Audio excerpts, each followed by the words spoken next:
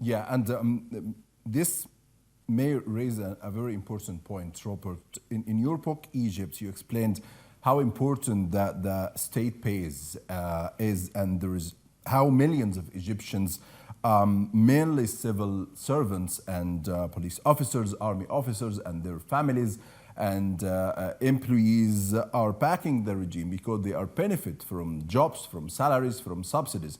Now the regime cutting subsidies, the Cairo committed to withdraw military from all these sectors you just mentioned. So do you think this could start a relationship crackdown between the Sisi regime and its state base?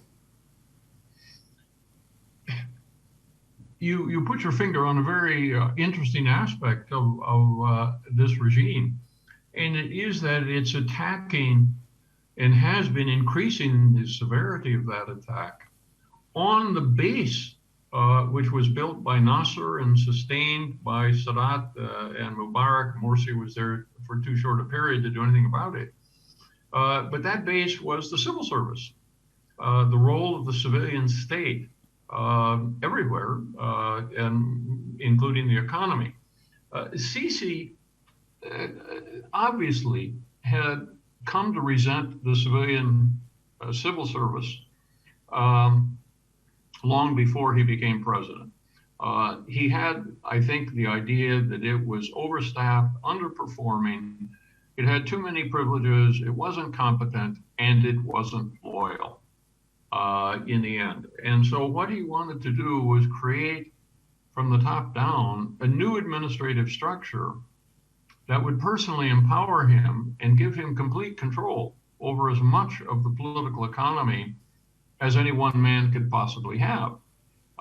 And so the military was part of that, but he has also gone about building training systems for technological cadres to be then integrated into this parallel state structure. He has also recruited private businessmen into it. And so what he's done is created a second state, and one which he controls directly himself. So now his problem is what to do about the first state, which has some 5 million employees and therefore maybe 25 million people depending on it, a quarter of the population. And this is the problem he has right now, because he's deprived them of privileges, he is demeaning them, he is making it perfectly clear he has no confidence in them. And so there's bound to be resentment. And the question is, what then do these people who were employed or dependent upon those who were employed or who believed in the system that created that state, what are they going to do?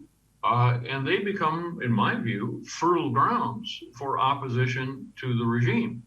And so the strategy of building a parallel state necessarily also has to have a strategy to repress opposition. There is no other way, because they are not reaching out to these people to give them some alternatives or to encourage them to join a political party or something of that sort. No, they are telling them they're useless, they're not needed, they're reproducing too many children, and so on. And so they have to then be prepared for the political backlash.